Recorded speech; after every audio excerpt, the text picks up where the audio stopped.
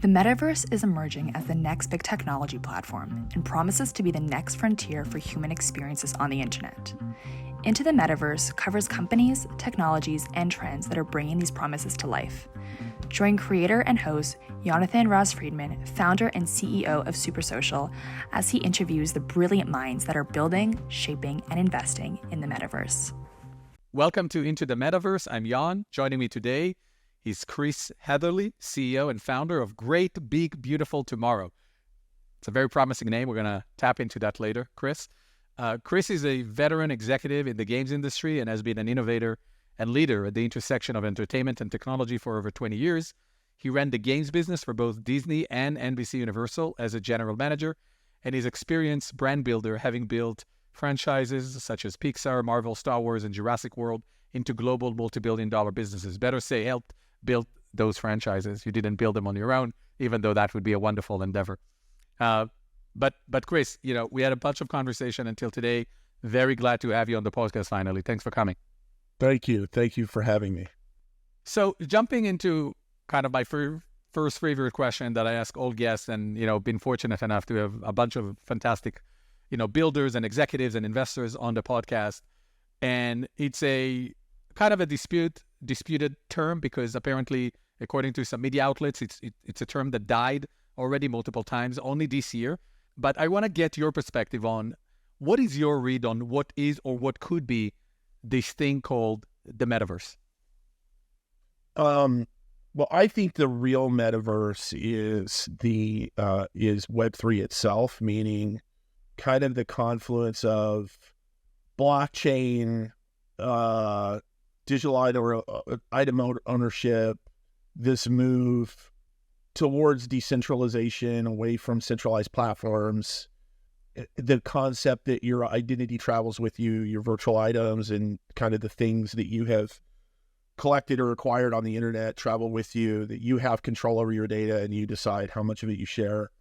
So all of those things are part of changing the dynamic of the internet from one in which a small group of companies like Facebook and Google and Apple control the entire internet, back to an environment where individuals own their identity, they own their information, they own their stuff, and then they can travel the internet and interact with different applications on the internet in a decentralized way. I think that's, and then from an entertainment perspective, I think what it means is the shift from linear content to, from kind of like, a world where television and film were the dominant media, to a world where interactive media or digital media is the dominant form, whether it be YouTube, TikTok,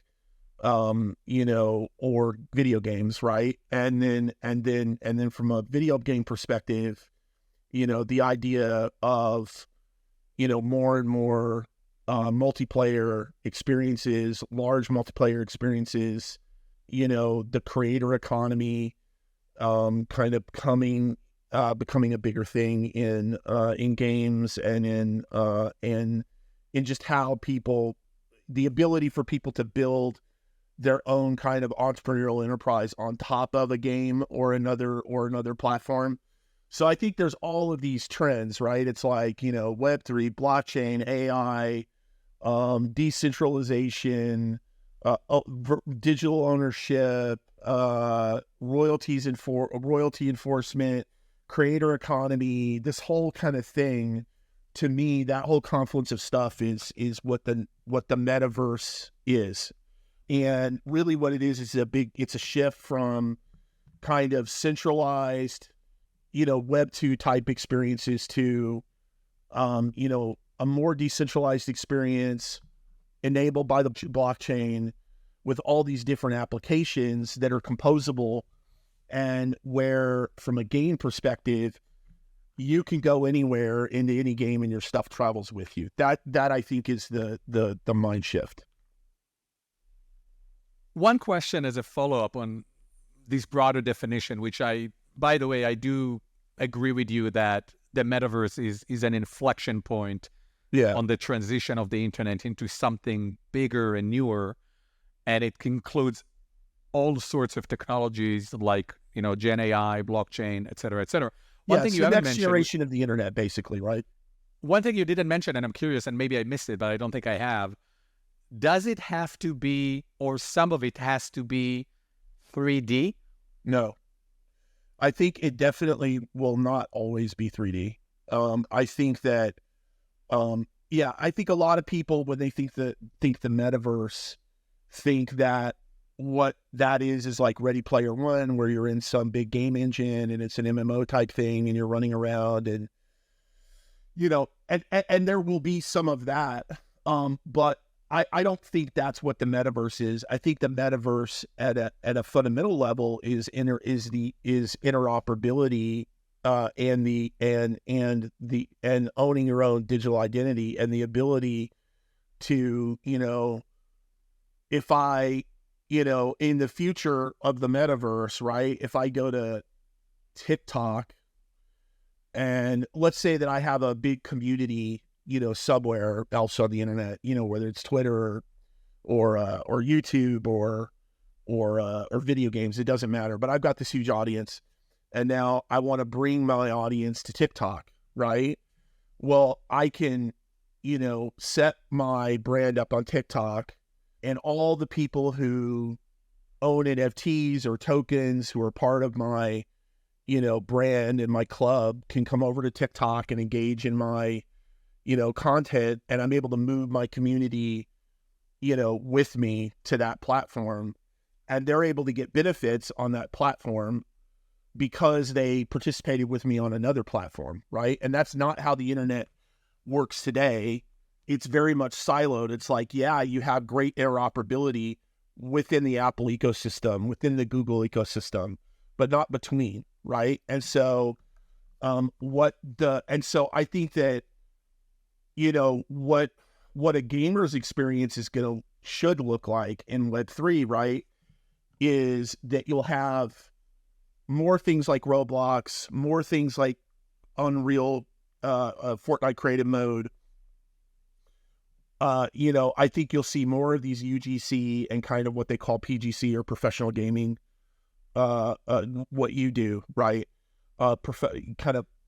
Studios that make content on metaverse platforms, right? As opposed to building the underlying engine. I think you'll see more of that. You'll see more, each one of those things is like a mini application. None of them are like the scale of a AAA game. They're all kind of smaller. It's a little bit back to like the web, the kind of, flash-based mini game kind of world that we had, before mobile.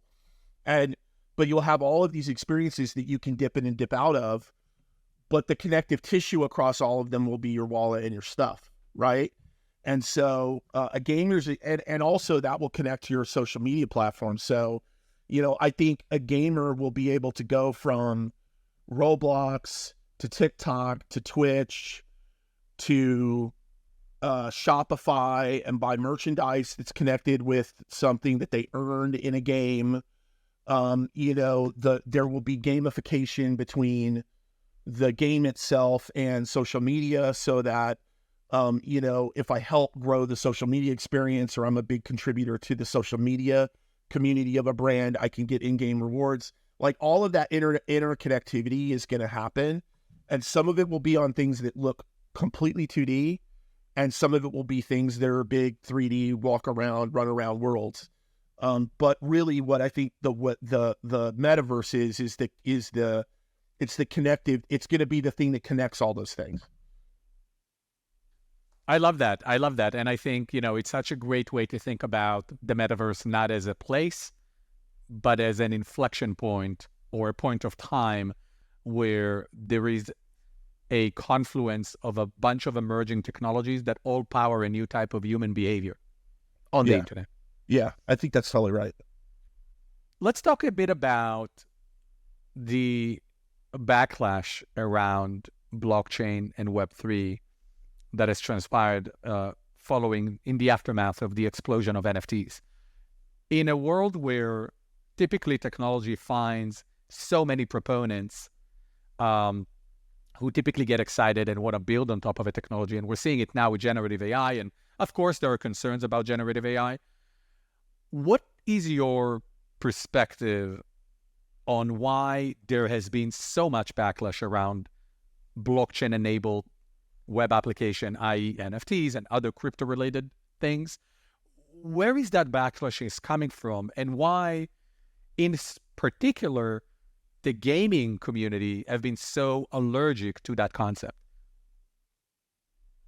Well, this is a complex question, and it breaks down into a couple buckets. So I'll try to. I ask complex questions. Yeah. I'll try to break it down in a simplified way. But you've got a group of people that I would say are a very vocal minority, both of gamers, but also heavily game makers, people who work at game companies, who don't want who like the AAA experience of games, who grow up on AAA, who, they love everything about AAA. They want that's what they want games to be. They want games to be like blockbuster movie releases that, are, great. Every generation is a huge breakthrough in graphics. It appeals to these highly skill-based players, who are, really good gamers who have the skill. That group of people are allergic to in-game monetization and to, they were allergic to free-to-play, right? So if you go back a decade, these were the same people, and for the last decade, they've been complaining about free-to-play monetization. They complained about ad-based monetization, but if you look, and I always say this to people who make those arguments, I'm like, look, the reality is what made the gaming business explode and become bigger than film and television was not AAA gaming. It was free to play, right? It was mobile. It was accessible. It was the accessibility of the platform. If you look at mobile, 60% or more of players are women. Women were barely playing games, 10 years ago, 15, 20 years ago. They felt excluded by the content that was being made at the time. When casual games, and not to be, stereotypical, but, cozy games and puzzle games and things like that, created games that people who are not traditional core gamers wanted to play, right? And so the games has always benefited from these innovations in business model. But you've got people who have this like reflexive anti-monetization in games. It's not that their allergy is very much about, they just want to pay an upfront fee and they don't want to think about monetization at all. They just want pure escapism. You can understand that motivation, right? But the reality is, when you look at the market and the way most people pay and play in games, microtransactions have been hugely democratizing to people.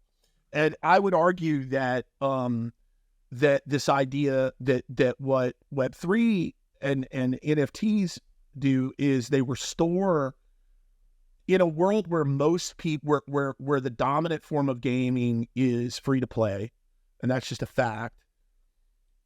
Something that we've lost in the game world is this idea of secondary markets. So, people don't talk about this a lot, but GameStop was a huge part of the success of the PS2 generation, the PS3 generation, those consoles coming up, because people who wanted to buy a game on day one and could afford to do so could buy the game for $60, but then they could sell it back and get some money that they could reinvest into the next game. And the next guy to come in who maybe couldn't afford the $60 could buy the game for $30 or $20 or whatever it was on sale for. So this idea of secondary markets or secondary sales democratized the market and allowed more people to play games than would have been able to play if the price was only $60. Now with NFTs, you have this the ability for people to get liquid on their investment into their game assets. And I think that in inflationary times, especially, this is going to be a real, people are going to start to see that this is really important, because it allows gamers to it allows gamers to get some money back on some of the things that they've invested in these games. It allows them to sell it to other gamers who may not have bought at the primary price, but may buy at the secondary price. It introduces this idea of collectability and rarity, so some things can actually appreciate in value.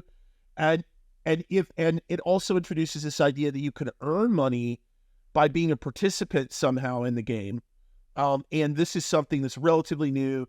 Roblox is doing it in their way. Fortnite Creative Mode is doing it. But Web3 really has the potential to kind of democratize that to everyone. So, I think that Web3 will be this next big layer of democratization of gaming and the economics around gaming. But there's a lot of people who just don't like the idea of bringing these economic things into games, and I can understand their point of view, although I think it's a very elitist one. So that's one group. Then there's all the scams and all the people who saw this new technology that was unregulated and kind of the wild west and saw an opportunity to make a lot of money, or who were just enthusiastic about the technology but not particularly competent. You had a lot of people who went in and dropped these all these collections in Web3 that made all these big promises and they never delivered anything, either because they were just always playing scam people, or because they legitimately tried stuff but didn't know what they were doing and failed. And that's really soured people legitimately. And I think that, but I also think that there's kind of an inevitable aspect of like, once you introduce the concept of you can make money off of this, like the first thing people are going to try, especially gamers who like their brains are wired to like find the holes in the game, right? And to find, to min-max, they're going to try to find a way to exploit the system, and they have. So in the short term, that's like a lot of bad headlines, and some people feel ripped off, and there's kind of bad feelings in the short term. But long term, I think that it's almost inevitable that if you introduce these ways to make money in gaming, that you're gonna run into problems before that you didn't anticipate, that you didn't need to fix, but eventually it finds an equilibrium. By the way, same thing with free to play. There were people, people forget, like, the Smurfs game where, some kid went in and spent, tens of thousands of dollars of their parents' money on Smurf in-app purchases. And, there were all kinds of horror stories like this, in the beginning of free to play gaming, people who weren't particularly scrupulous, abuse of privacy information, all this stuff. So I think that to a certain degree, unfortunately, it's kind of normal with the new technology that people are going to try to exploit it. And then, but I think some of that hesitation that people have is real and based on something, right? It's not just FUD. And then I think the last thing is that anyone who has an interest in centralized gaming at a business level is going to have a problem with this, because it's so disruptive fundamentally. It's disruptive to big publishers. It's disruptive to a lot of like the old user acquisition infrastructure of, vendors who sell, software that, either measures ads or does performance. A ton of people who like make opinion in the game space who benefit from the old way of doing business, right? Platforms like Apple and Google, like they benefit from having a centralized control over the distribution of games on their platform. So all of these people, like, we kind of moved past the point of like, at first they wanted to stop it, right? And they have been unsuccessful in doing that. Now they're kind of like, okay, we're not going to be able to stop it. now we're going to have to accept it, but we're going to put all these rules around it. We're going to make it very hard, but as eventually, as players become, look, it took, when we first started doing in-app purchase, in mobile, conversion rates were like 1%, you fast forward to today and like some games have, 10% or better conversion rates. Not all games, a lot of games don't, but what happened progressively over the course of a decade is that people became used to spending money on microtransactions in games. It's no longer a new idea. It became very common. A whole new generation of gamers came up where that was the dominant model. And now no one thinks twice about spending in a game, right? I think the same thing will happen with Web3, but there's a learning curve. And, it's going to take some time for the bugs to get kicked out. But ultimately, I think that it's a combination of people who don't want things to change and people who are fearful of what the change means for them, who are trying to hold on to central power, combined with bad activity. That, but all of that to me is 10 years from now, this is going to be looked at a moment in time where the inevitable kind of early Wild West period happened. But if you look at all the trend lines, adoption of blockchain technology is not slowed. Adoption of Web3 ideas, Roblox now has limiteds, right? They weren't doing limited edition stuff before NFTs. They're doing that because NFTs, Reddit, these kind of things have, put this idea in the mind of gamers now. These things aren't going to go away, right? We're not putting Pandora back in the box. So, I think that, if you look at the long-term signs, I just think it's inevitable. Thank you for that elaborate explanation. A lot to unpack there. Chris, I want to switch gears and talk about creator platforms. Roblox, a 17-year-old overnight success, now 66 million daily active users. Fortnite Creative, UEFN, millions of daily active users. Zepeto, Rec Room, Minecraft. There's a lot going on in the 3D UGC world. What in your mind is the role and importance of these platforms in the wider ecosystem as we look at the next generation internet? Well, I think the meta is that, and I said this a while on LinkedIn, and it caused a bit of a stir. But after I saw UEFN at GDC, I was like, the app era is over, right? Because when I went and talked to all the talented people that I had known for years who had been in free play companies and were those that either failed or succeeded or been bought or whatever, were looking at their next thing, they're all looking at Roblox or UEFN. And a big part of the reason is that the mobile ecosystem, there's such enormous friction in that ecosystem, and it's just become more and more, right? Apple introducing these privacy changes has made it, you don't get the data fundamentally that you need in order to do targeted advertising and make sure that, the whole concept of performance marketing on Facebook is I'm paying much more per user, but they're much higher quality users. Well, if you don't get the data, you can't validate that, right? So that's kind of broken acquisition on the mobile platform now. Some people are still having success, but it's become a lot harder to break through. I thought it was really interesting, by the way, that yesterday or so, there was an article that came out that was talking about Netflix's gaming strategy. And something like 50% of the people who click on an icon in the Netflix app to download a Netflix game ever actually play the game.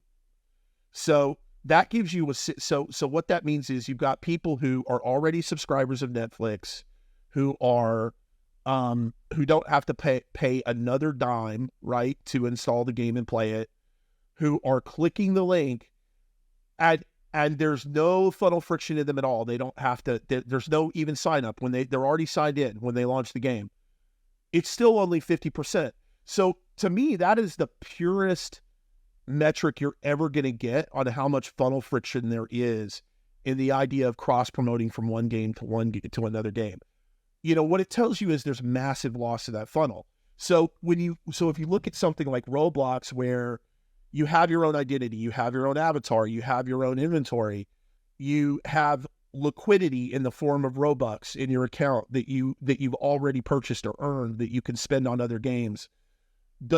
You're in an environment where each individual game, because there's so many games to play, each individual game doesn't have to be it doesn't have to cost, AAA games are costing $300 million as much as a blockbuster film now. You're making games for, Roblox, I would imagine, for hundreds of thousands of dollars, low single digit millions of dollars. But increasingly with better and better production values. When you build on Fortnite, you're building on the Unreal Engine, right? So you can take advantage of a lot, not everything that's on Unreal 5, but a lot of capability. You can make something that looks pretty damn AAA. So what that means is, for a smaller amount of startup capital, you can have a game that people can play in a platform that has millions and millions of people already active who are looking for content with an existing identity, existing liquidity in their account, and the friction is just much, much, much lower. Now, the churn will also be higher, meaning that the switching costs in both directions are lower. But ultimately, it's going to be the traditional AAA and mobile gaming business models have become uneconomic. The Roblox and Fortnite creative style, kind of this games as content model, is showing that it can be much more economic potentially.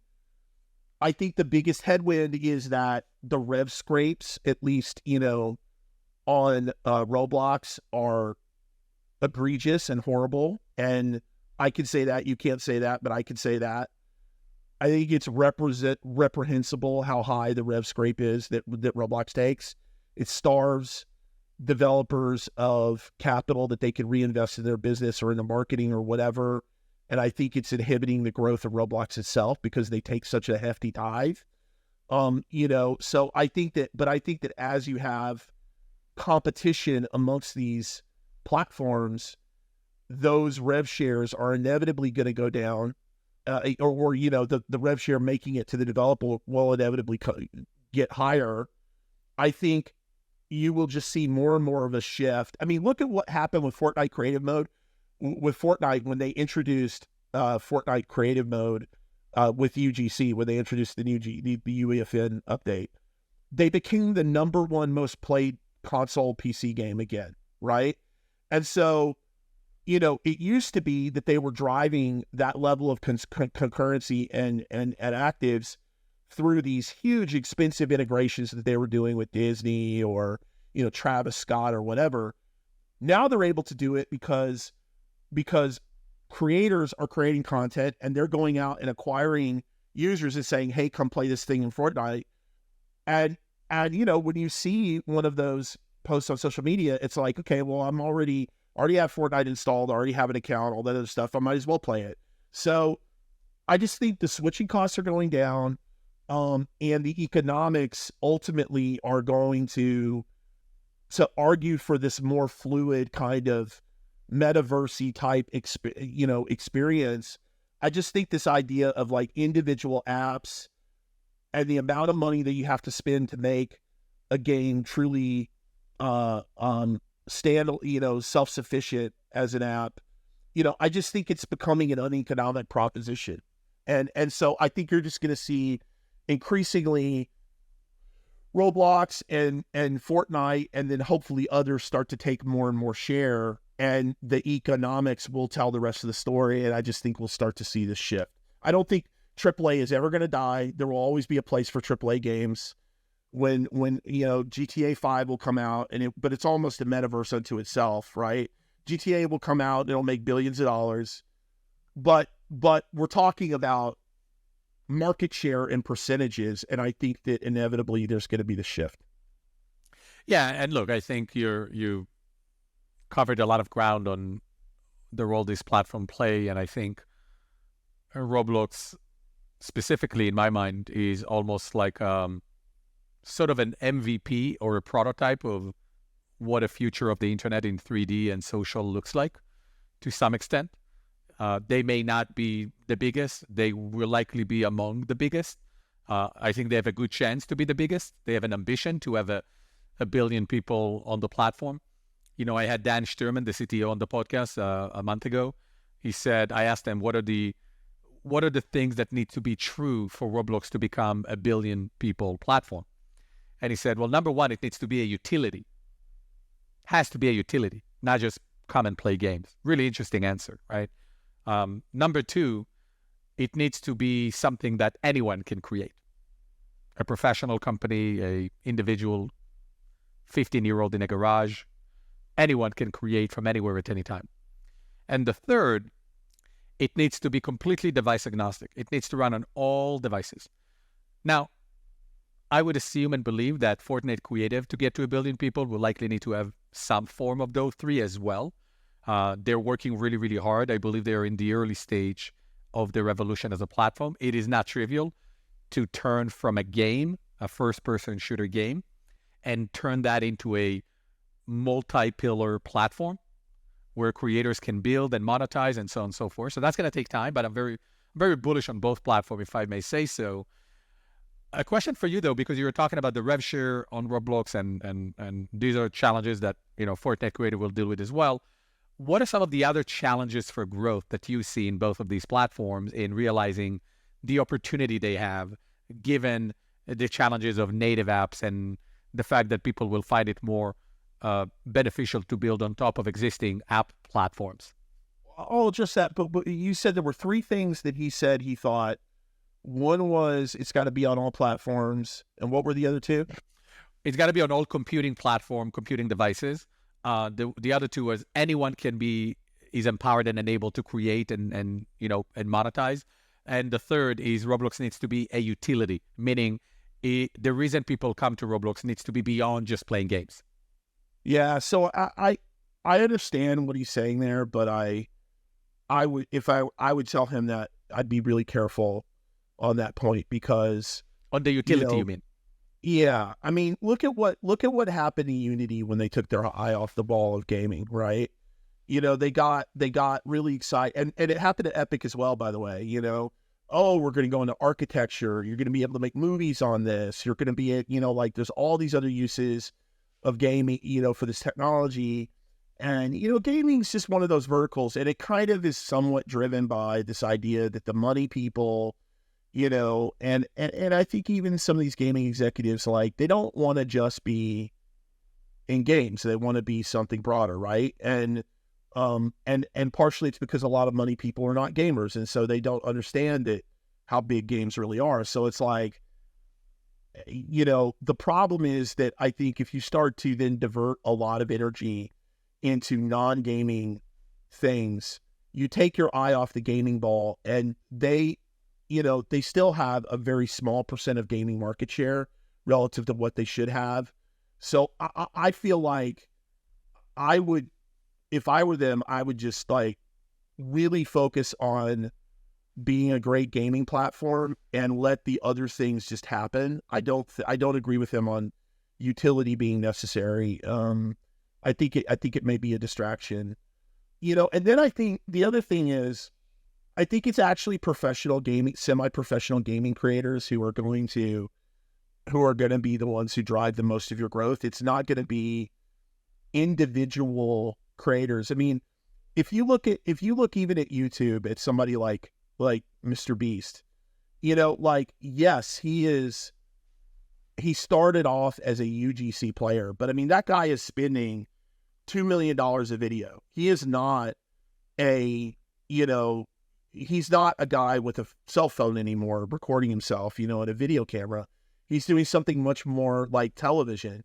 So, even more expensive than television in some cases. So, the dirty secret is what a lot of these UGC things do is they ultimately lead to PGC creators kind of being the tip of the spear and driving it. And then there's this long tail.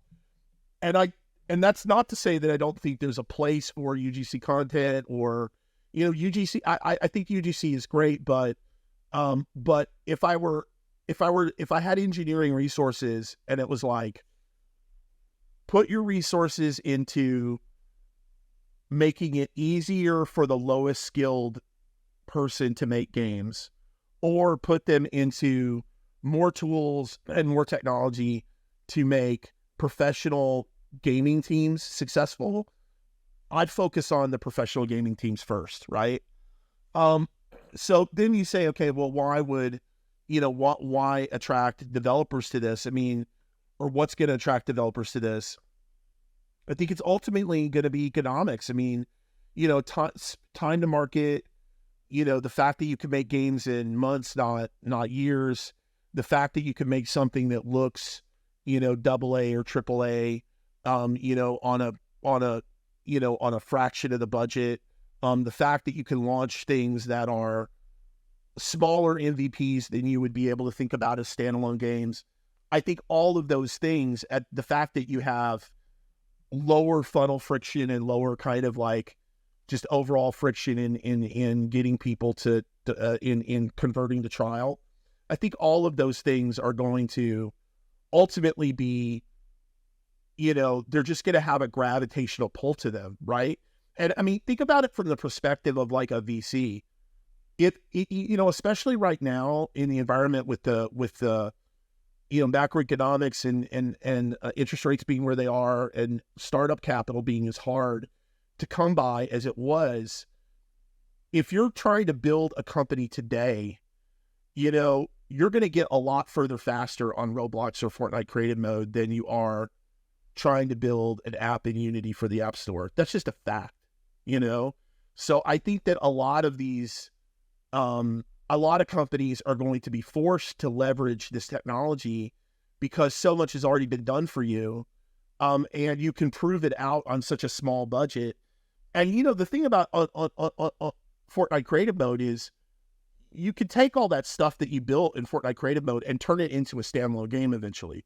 So, I think that there's a pathway there to like build it inside, Roblox and then spin it out. You're kind of seeing that with like, I think Adopt Me is starting to do similar things. So on Roblox. So I think that, I just think that the economics and the speed of development are going to be so attractive that it's going to be hard. VCs are going to turn to entrepreneurs and say, cool idea. Why aren't you building it in Roblox? You know what I mean? That would be interesting. I don't think we're there yet, but I think that's not something that I would rule out. Obviously, I am on Roblox fully, and I do see immense opportunity. One of the things I remember when we were raising our seed round a few years back, I had a slide that showed for the particular IP that we were building at that point, which was Ghostopia, which was an original game. I showed a slide where, sure, I may make way less money on Roblox than I would if I'm building on Unreal or Unity, but the level of investment is in orders of magnitude smaller, and the pace of execution is it's a fraction of the time and the money. Right. And I think that's kind of, people don't compare apple to apple. It's a different modality. It's a different business model. And I think to your point, I think we're still at the early stages of understanding that this is a different business model. This is not mobile gaming. It's definitely not AAA. It's a different business model. And the truth is we're still very early on. And there's a few companies that are venture-backed on Roblox, very few. And I expect there will be more once VCs understand that it's a different business model.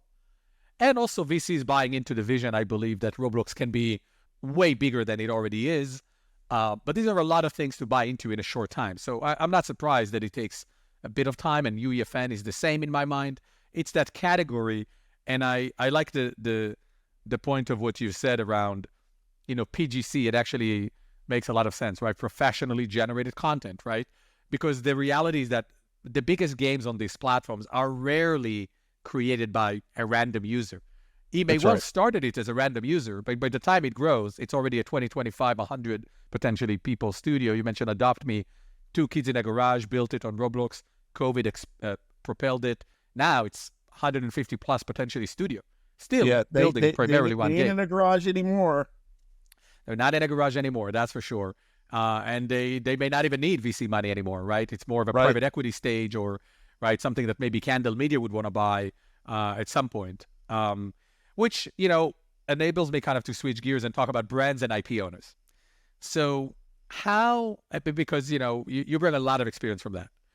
How do you think brands and IP owners should think about this emerging space, this emerging category? Well, I think that, so if you're an IP, a major IP owner, you know, you have a very small number, you probably have a very small number of IPs that are truly licensable that as standalone games, right? So, you know, when I was at Universal, for example, you know, because we were doing new Jurassic movies, everyone wanted Jurassic, you know, Parker World, it's big franchise, you know, so that one you can license. Although, you know, it took us years and years to find someone who was willing to finance a AAA game for it. You know, Minions we could license pretty easily because it's been such a big franchise. But once you get past that, like, a lot of the other franchises are just too small for a standalone game, or just don't lend themselves to enough content and depth and whatever for a standalone game. And so the best you could hope for, you know, is like that Game Mill comes in and, you know, spends, you know, $1 million or a couple, you know, $2 million on a, you know, kids title that they do at, you know, that they largely, you know, sell through retail, right? And, you know, they sell a few 100,000 units, and that's about the best you're going to do on an IP like that. So there's a ton of IP that's sitting on the shelf that's just not getting exploited, that could be doing, you know, gangbuster stuff in games. I mean, you know, I just happened to see before I came on here, a competitor of yours that I happen to advise, GameFam, you know, they just posted something about, they did a Barbie game that is the, you know, they say the #1 most played branded game on the platform right now. You know, if you had made, you know, Barbie is made, you know, Mattel has made standalone Barbie kids games in the past that have done nothing and had, you know, very little traction, no cultural traction at all. I mean, this is the other thing about Roblox, is that it's, and Fortnite is, it's inherently social. It's stuff that gets filmed and YouTube videos get made out of it. It's not a single player game that you download on your Nintendo Switch that you play and no one else sees. So the marketing benefit of these platforms is so much higher. It's like, if you're remotely in the kid space or in the, you know, young adult space, you almost have to be there, right? To be relevant. And like I said, there's a lot of IP out there that's not getting exploited. That, I mean, imagine if, I don't know what Hello Kitty is doing in Roblox, but Hello Kitty is one of the top brands in the world. If that was in Roblox, like, and the right game was made, I have to imagine that's one of the biggest games on the platform, for example. So I just think that, I think that for IP owners, there's a huge opportunity. They are actually on Roblox. They have a total of 340 million play sessions and around 4,000 concurrent users as we speak. So it's one of the largest branded games, IP games on Roblox. Yeah. There you go. So, I mean, you know, that's a perfect example of, like, look, Hello Kitty has done lots of mobile games. They've done lots of, you know, console kids games. None of them have that kind of playership. So, you know, if you're an IP owner, I think that Roblox, at least from a brand perspective, if not also from a financial perspective, I think that Roblox has to be kind of like a huge priority, you know, right now. And when you think about, another thing that I believe about brands that is really interesting, and IP owners specifically, is the business model that they've relied on for the past 50 years is really completely transformed, right? TV is no longer what it used to be. Cable is almost irrelevant for at least half of the population in the United States, right? And then now you have the streaming wars, which make it, again, a very challenging business model for most entertainment companies. And Netflix is still ahead of the curve and is expanding to other domains like gaming. Just this week, they, had a massive increase of their share price because of, great results, and they're expanding to games, and there's a lot of excitement there. And so entertainment and IP owners are really at a interesting point of time where cinema is not what it used to be, TV is not what it used to be, and streaming is a war that most of them will not win. And these next generation platforms around gaming and interactive entertainment could really provide an opportunity to monetize IP in a new way. But more importantly, in my mind, not just monetize IP and build marketing funnel, but also because of the nature of this platform and the way games are built, there is an opportunity to monetize on an ongoing basis and build business assets and not just quote unquote, marketing activations and so on and so forth. And I think that's something that is also, again, happening at a very early stage at the moment. We're starting to see IP. You mentioned Barbie. We're starting to see IP that is really interested in coming into places like Roblox primarily, but also UEFN. And there could well be more platforms. But I think it's going to be interesting to keep an eye on what does that mean for entertainment companies and how deep they go in the direction of platforms like Roblox. I think that all of those are really good points. I wish that the people at the top of the entertainment companies thought more the way you're thinking, because honestly, like, they're just kind of in a Rome's on fire mode where, like, every assumption they have about the business is blowing up on them, yet they're still acting as if they live like they're gonna get through this and we're gonna go back to the way it was, and we're not.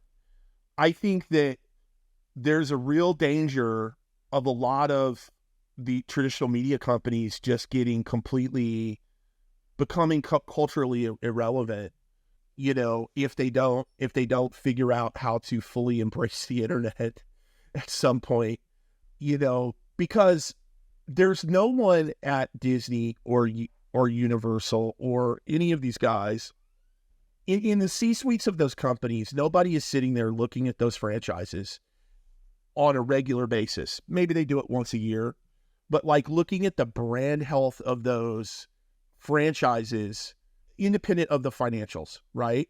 So like no one's sitting there saying like, let's take a property, Jurassic World, what is our engagement on YouTube, on TikTok, on Roblox, on Fortnite creative mode, on all these other things? What is our daily active audience around Jurassic World or around Trolls or around whatever? Those should be top KPIs for these. I mean, think about it. You have these companies that are built off of the idea of having these multi-billion-dollar franchises. Isn't that why you buy the stock? You're not buying the stock. If you buy the stock, you're not buying it for the hope that every now and then these guys bang out a, breakthrough hit through their sheer creativity. You're betting on the fact that they have all these franchises that are worth something. But they still don't look at the engagement or franchise health in the way that we think about it in the internet, right? If your DAU was declining on your games, even if revenue was still holding strong, you'd be freaking out because you would know pretty soon revenue's going to go down, right? This is just not how these big media companies think. So, I think that they should be leaning much more heavily into this stuff. But I also know that there's a lot of churn. It's like the pushback to what I just said is like, okay, Chris, but 2 years ago you said we should be looking at NFTs and that was a disaster. And boy, we're glad we avoided that and didn't take your advice. My thing is, I'm usually too early to this stuff, but I'm rarely wrong in the end, So they should tell you, Chris, you're not wrong, but you might be too early. Yeah, tell me I'm too early. Okay. But my thing is, if you're not early or late, now the media companies have an opportunity. They have the ability to sit there and watch and then jump in when the time and conditions are right. So they have that luxury. We don't have that luxury. But I also think there's a little bit of a false side to that luxury, which is that as the media landscape shifts so heavily, so quickly, these brands will just lose their cultural relevance. I mean, it's happening you see it happening with Marvel, you see it happening with Star Wars. Like, I think what you saw this summer at the box office was a complete rejection of like the last 10 years of entertainment. And yes, it's brands that were breaking through, Mario, Barbie, those things. So they were still IP, but it was like IP that had not been exploited. And at least one of those was, a video game IP. And the other one did a masterful job of social media, right? So short of the kind of, if you take the digital out of those two IPs and say, do they still do the same results? No. So I just think ultimately, like, these brand companies these media companies have to think different about brand management and finally get the memo. And that's kind of, and they still haven't yet. And part of it is that everyone is playing defense and trying to save their own job and long-term thinking and, trying to think about how to reinvent this business, the entertainment business for the world we live in. It's not rewarded right now by the town, So I hope that one day when the batons finally get passed to the next generation of leaders that are more internet savvy, that we will finally be able to have some of these conversations and then look at, like, how do we bring these brands to life in the metaverse? And hopefully by then the technology is in the place to do it. Chris, one item that I want to talk about before we wrap up is, and I want your brief overview or brief perspective on, is how do you believe generative AI is going to propel this wider space, metaverse, next-gen internet? I think there's a couple aspects to it. So one is, I think we're going to move into an era of mass personalization, meaning that most games have been, everybody has the same content and I play the game or I spend, but I earn or I spend in order to get the content, but everybody's got the same content, right? I think with generative AI, and you see this with the PFP trend at NFTs, for example, people, which was kind of it wasn't AI, but it was like very early generative art.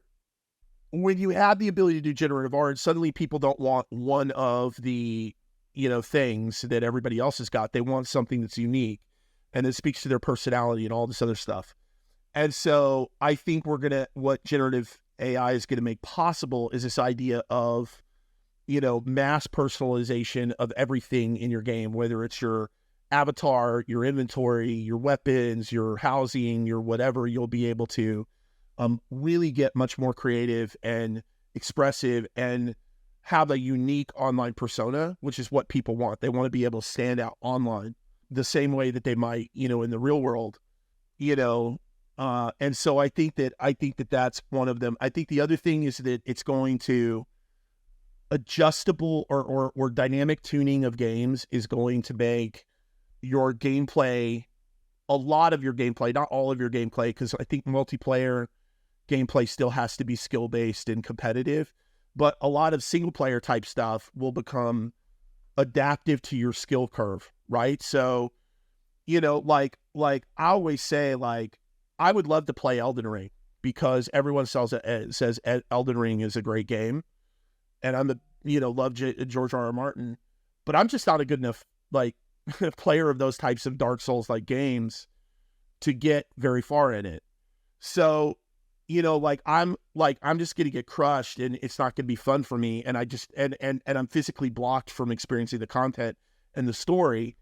But if you were to adjust the skill curve to my level of skill, I would still experience a level of difficulty that my son, who's a way better gamer, would experience. So relative to my skill level, the curve would be the same. It would still be hard as hell, but I would have a shot. I would have the same percent chance of being able to complete the game. What I think that means is that more people, games will become more accessible to more people. I mean, skill is a major kind of factor of funnel friction, right? It's like, if you don't have the skill, a lot, what happens with a lot of these first person shooter games, is they come out, like Fortnite or Warzone or whatever, they come out, kind of everyone's at the same level of skill. And then there's a subset of the audience that gets highly skilled and they just always win, and then they drive everybody else out, right? And and I'm not saying that dynamic is going to change necessarily, but my point is that if gamers are on more of a level playing field when it comes to skill, I think people will be able to experience more games. So I think that's one. And then the last big area, another big area is going to be like story and the ability for the game itself, the NPCs, all that stuff to be responsive to your gameplay and to feel, in ways that will feel like those characters are living and alive. The story is, you're writing the story as you're playing it, that kind of thing, I think will be hugely compelling, and feel much better than kind of like the choice-based narrative, like branching narrative stuff that we did in the past. We're kind of moving past that era. And which, by the way, if you look at Telltale and what killed Telltale, right? One of the things that killed Telltale games, it was that the story was the same for everyone. So I could just buy the game, install it, go on YouTube, stream the game, play it, and everyone else could watch it, never pay a penny, and get the whole story. In a world of dynamic storytelling, that my story is completely unique to my gameplay experience. So, that actually becomes a plus, because I could go on YouTube and play my version of the story based on what I did, but then you could go and do it and get a completely different experience. And so it actually helps market the game, not take away from the game. So I think that's going to be a big one. And then the last one is just going to be cost. Like the cost of coding, cost of customer service, cost of of art production, all of those things are just going to come down, and it's going to make it a lot easier for, I think, again, smaller teams, individual creators or small groups of creators, will have access to technology that, rivals what game makers had even 5 years ago or a couple of years ago. So I think, now is like a fucking terrible time to raise capital, but a great time to be an entrepreneur in terms of the technology and platforms that you have to play with. If you can survive the next few minutes, if you can survive like World War III, the Great Depression, plagues, locusts, alien invasions, 3 more pandemics, God knows what else, if you can survive all that, on the other end of this, the companies that survive, we will be able to do so because they're using these tools and technology, right? Chris, what are you most excited about for the next 12 months? I think the next 12 months is going to be pretty tumultuous geopolitically, economically. In the game space, I think we're still seeing, some things play out, like, Apple's platform changes, like there's a lot of macro dynamics still playing out in the games industry. So I don't think that there's like an event that we're looking forward to, like, the release of PS6 or like there's not some new technology or platform or new iPhone or whatever that's going to change the game that anyone can see. I think that what it is it's a very volatile time of change. And what I like to say is change always creates opportunity. And so when things are chaotic, you have to look at, the tectonic plates of what's moving and figure out how to position yourself for where things are going to be. And I think there are some very clear trend lines that I can't tell you exactly how they're going to play out or when, but I can tell you what direction they're going. And so that's exciting to me. I always like when the environment is dynamic and change is happening, but then like the big players are all retrenching and like ignoring it. That is like a freaking Las Vegas buffet of opportunity for entrepreneurs and creative people. Do you know what I mean? We have this wonderful principle in capitalism called creative destruction, right? And we're going to have a lot of destruction before we have the creative part. But, you know, it's not so fun to get destroyed, but it's a lot more fun to be swinging the wrecking ball. So I'm glad to be on this side of the wrecking ball. You know what I mean? I totally, and I'm with you right there on that other side. Chris, this has been a really thoughtful conversation, and I think we covered a lot of ground, and I know that the audience is really going to enjoy listening to it. So thanks for taking the time joining me. Thank you, sir. Really enjoyed it. Thank you so much for listening to this week's episode of Into the Metaverse. We hope you learned a lot and explored new aspects of the Metaverse.